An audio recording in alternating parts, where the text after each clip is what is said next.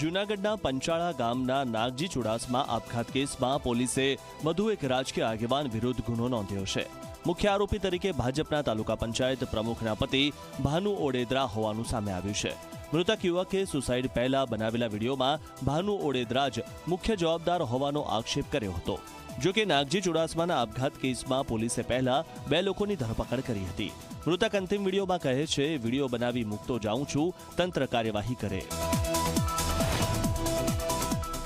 तो એને કીધું કે તારે પતિ જોઈએ કે ગાડી જોઈએ, તો મેં કીધું કે મારો પતિ જોઈએ, મારે ગાડી નથી જોઈતી। તો એને એમ કરીને ગાડી સળગાવી નાખી। અમારે ત્યાંથી બીને રહેવાનું ને, હવે મારે તો 2 છોકરા, મારે ક્યાંક નીકળવું તો ખરી।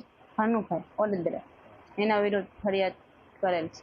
મોબાઈલ ખોલ્યો, એમાંથી એને વિડીયો મારા પતિ મરતા મરતા કહેતા ગયા કે આના લીધે હું મરું। વધુ એક આરોપી ભરત ઉર્ફે ભાનુભાઈ ઓડેદરા વિરુદ્ધ પણ એનું પણ તપાસમાં નામ ખુલેલું છે અને તેઓની ધરપકડ કરવાની તજવીજ હાથ ધરેલી છે। જે ભરત ઉર્ફે ભૂરો છે, એમણે પેલો બાઇક સળગાવેલું હતું, જેની પણ જે તે વખતે ફરિયાદ કેશોદ પોલીસ સ્ટેશને દાખલ નથી થયેલી, તેની પણ હતું। અને બીજું કરશનભાઈ સોલંકી એમને ટ્રેક્ટર વેચવા માટે આપેલું હતું, જેના પૈસા તેઓ પરત નથી આપેલા।